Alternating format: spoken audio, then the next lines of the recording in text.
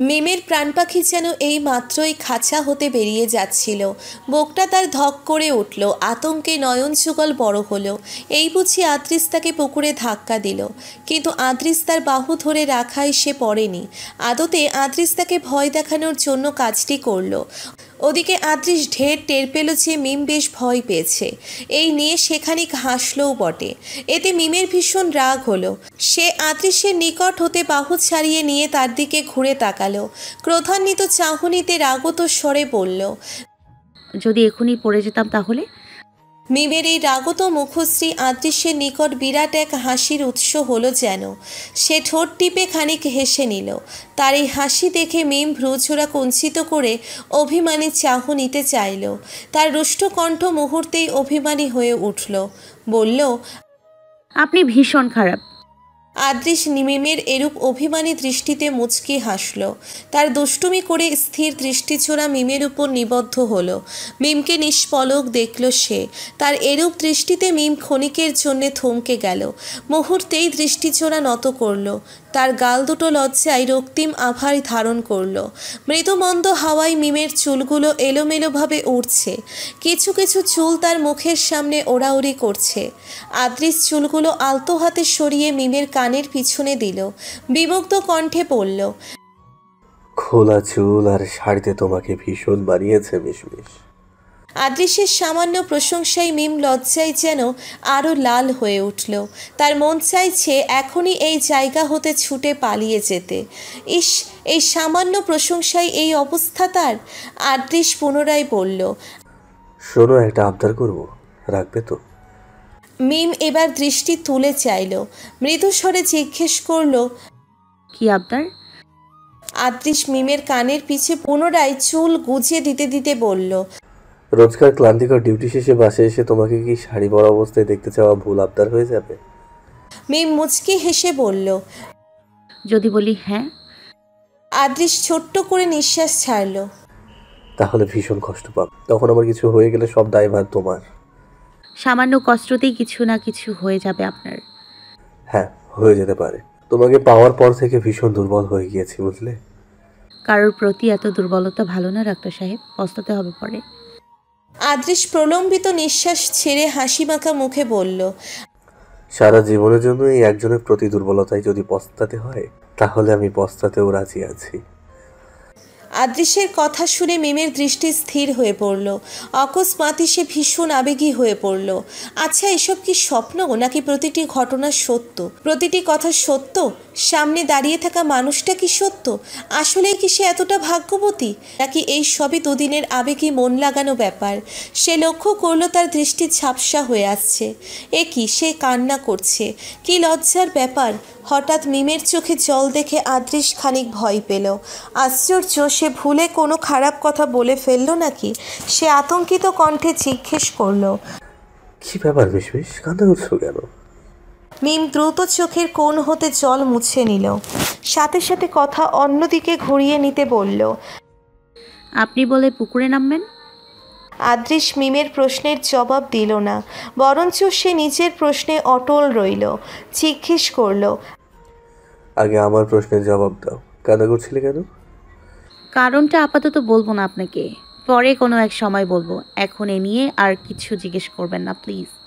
আদৃশের কথা বাড়ালো না এই নিয়ে। মিমকে জিজ্ঞেস করল, তুমি পুকুরে নামবে? আদৃশকে মিম তৎক্ষণাৎ জবাব দিল, আমি সাঁতার পারি না, পুকুরে নেমে কি করব?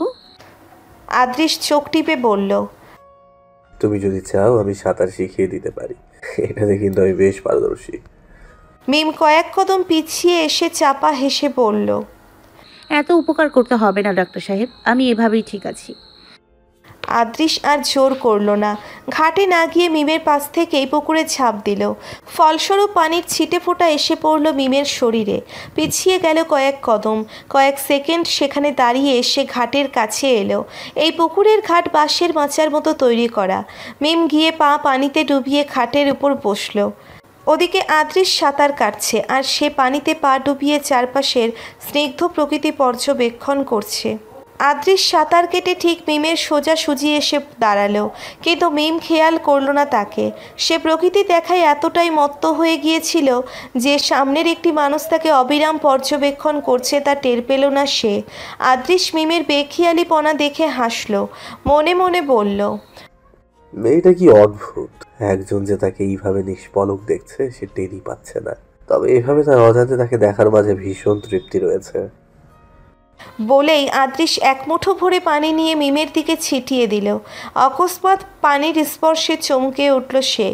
তৎক্ষণাৎ সম্মুখে তাকালো, দেখল আদ্রিস এগিয়ে আসছে তার দিকে। ঘাটের কাছে পানি তুলনামূলক কম থাকায় আদ্রিসের বুকের নিচ পর্যন্ত ডুবে আছে পানিতে।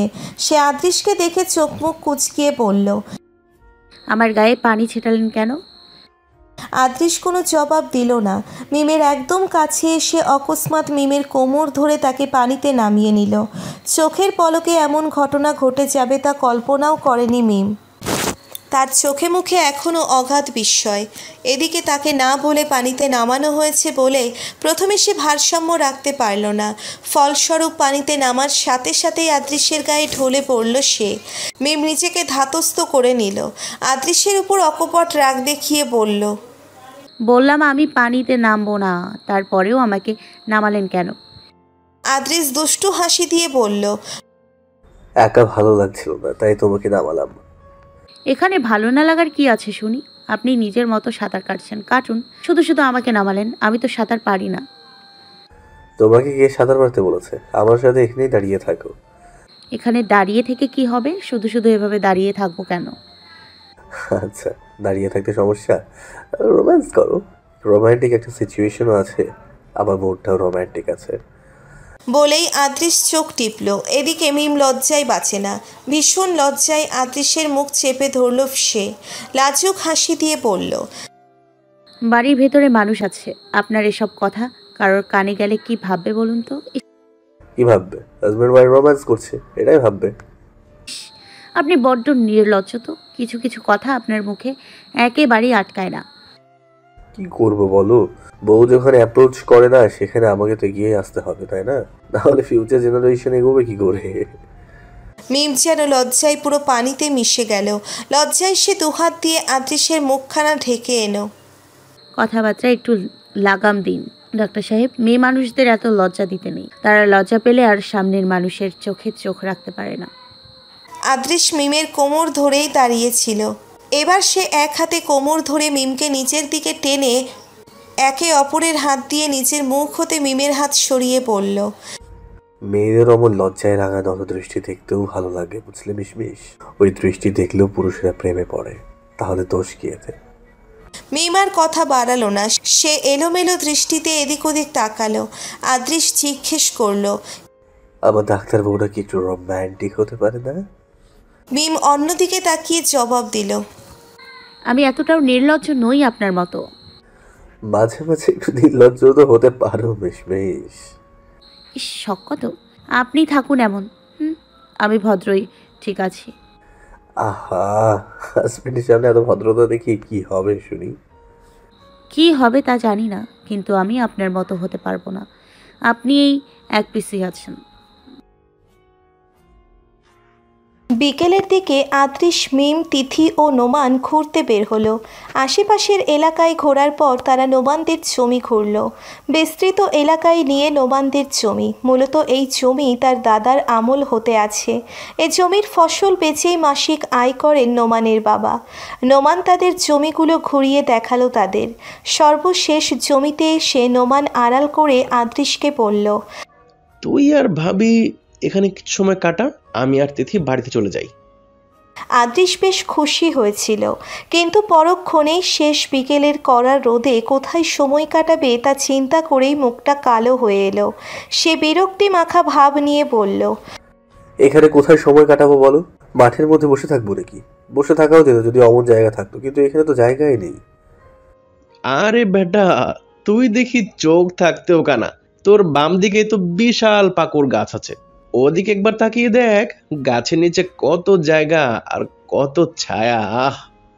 নোমানের কথায় আদ্রিস সামান্য ঘাড় ঘুরিয়ে তার বাম দিকে চাইল। চোখে পড়ল বিশাল এক পাকুড় গাছ, যার ডালাপালা চারপাশে ছড়িয়ে একটা তাঁবুর মতো ছায়াতল করে রেখেছে। সে খুশি হলো এই দেখে, বিস্তৃত হেসে নোমানকে বলল। থ্যাঙ্কস দোস্ত। নোমান বাঁকা হেসে আদ্রিসের পেটে আলতো গাঁটটা মেরে বলল, থ্যাঙ্কসে কোনো কাজ হবে না, বড় সড়ো একটা ট্রিট চাই। ওকে ডান, তুই যেদিন ফ্রি থাকবি আমাকে জানাবি, সেদিন কার লাঞ্চ আমার পক্ষ থেকে থাকবে। ওকে ওকে, এবার আমি তিথিকে নিয়ে বাড়ি চলে যাই, তুই ভাবির সাথে গিয়ে বস। আর এখানে থেকে তো বাড়ির রাস্তা চিনবি তাই না? হ্যাঁ চিনবো, ওই আইল ধরে সোজা গিয়ে তারপর ডান দিকের আইল ধরবো, তাই তো? হ্যাঁ আচ্ছা, আমি যাই তাহলে। বলেই নোমান মিমের সামনে হতে তিথিকে নিয়ে সোজা হাঁটা ধরল।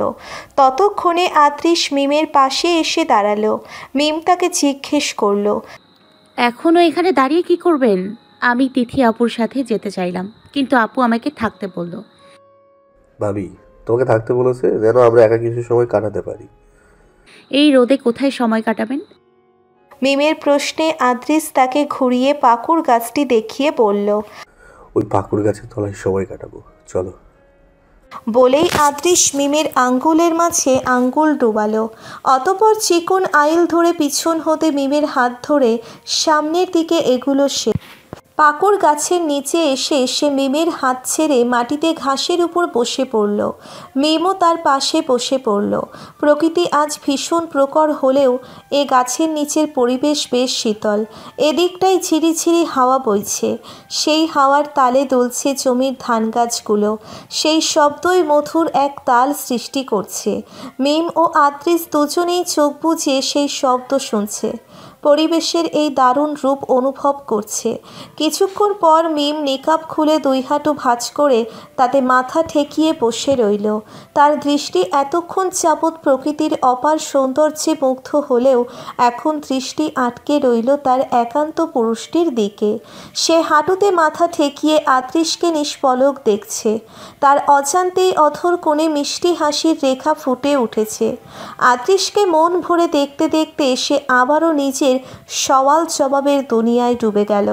নিজেকে প্রশ্ন করল, এই অনুভূতি, এ প্রেম ভালোবাসা কি সারা জীবন থাকবে, নাকি হঠাৎ বৃষ্টির ন্যায় হঠাৎ এ প্রেম এসে আবারও বিলীন হয়ে যাবে?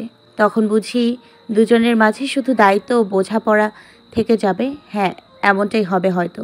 এই রঙিন অনুভূতি মাত্র বিয়ের কয়েক মাসে স্থায়ী হয়, তারপর যে যার মতো নিজেকে নিয়ে ব্যস্ত হয়ে পড়ে। সংসার গুছিয়ে নিতে, সংসার সামলাতে, চাকরি সামলাতে পূর্বের তুলনায়ও ভীষণ মনোযোগী হয়ে ওঠে। কি হতো যদি সারা জীবন সেই দায়িত্বর পাশাপাশি এর রঙিন অনুভূতিগুলোই স্থায়ী হয়ে থাকতো? একে অপরের প্রতি সেই গভীর ভালোবাসাও স্থায়ী হতো। এই ভেবে মিম দীর্ঘশ্বাস ফেলল। তার দীর্ঘশ্বাসের আওয়াজ এসে বাড়ি খেল আদ্রিসের কর্ণকুহরে। তৎক্ষণাৎ চোখ মেলে চাইল সে। তার প্রতিফলনে মিম তড়িঘড়ি করে সোজা হয়ে বসে পড়ল। দৃষ্টি ফিরিয়ে নিল আদ্রিসের উপর হতে।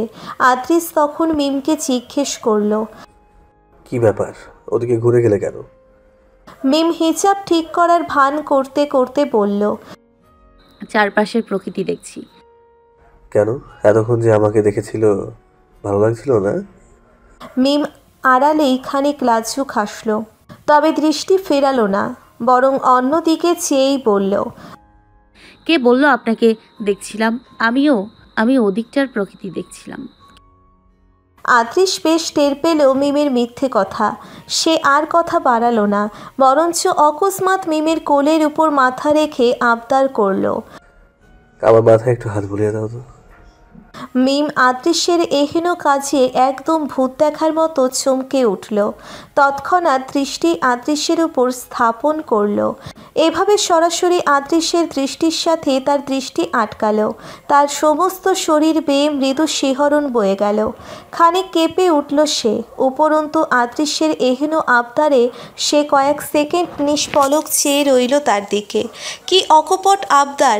মাঝে মাঝে মন হয়, ইস, সেও যদি এমন অকপট কিছু আবদার করতে পারত, মন্দ হতো কি তাতে? মিম মৃদু হাসল। আদৃশের মাথার ঘন চুলের ভাঁজে নিজের হাত ডুবালো। আলতো হাতে তার চুলের ভাঁজে ভাঁজে হাত ঘোরাতে লাগলো। আদৃশ ভীষণ উপভোগ করছে এই সময়টা। হঠাৎ সে মিমকে বলল, এরই মাঝে একটা কল্পনা করলাম, বুঝলে মিশমিশ? কি কল্পনা? এই যে আমরা দুজন গ্রামে থাকি, আমি মাঠে কাজ করি আর তুমি বাড়িতে রান্না করো। প্রতিদিন বাড়ি থেকে দুপুরের খাবার নিয়ে এসে এই গাছের নিচে বসে তুমি অপেক্ষা করছো। আমি কাজ শেষে সেই গাছের নিচে বসছি, তুমি আমার জন্য খাবার বেড়ে দিচ্ছ, আমরা দুজন একসাথে খাচ্ছি। কি সহজ সরল একটা কল্পনা না? নির্ঝঞ্ঝাট অনাড়ম্বর একটা জীবন, যেখানে অল্পতেই আমরা দুজনের সুখী। আদৃশের এরূপ কল্পনায় মিম মৃদু হাসল। আদৃশের দিকে চেয়ে বলল, এসব কল্পনাতেই মানায়। পারবেন কি কোনোদিন ওভাবে থাকতে? হ্যাঁ পারবো, পারবো না কেন? অমন মনেই হয়। দুদিন থাকলেই সব শখ মিটে যায়। কেননা আপনি আমি কেউই এসবে অভ্যস্ত না। অভ্যস্ত না, ঠিক আছে। আচ্ছা বলো তো, কখনো যদি আমার চাকরি চলে যায় তখন কি আমাকে ছেড়ে চলে যাবে তুমি? মিম আকাশের দিকে চাইল, ছোট্ট নিঃশ্বাস ছেড়ে তৃপ্তি হাসি দিয়ে বলল,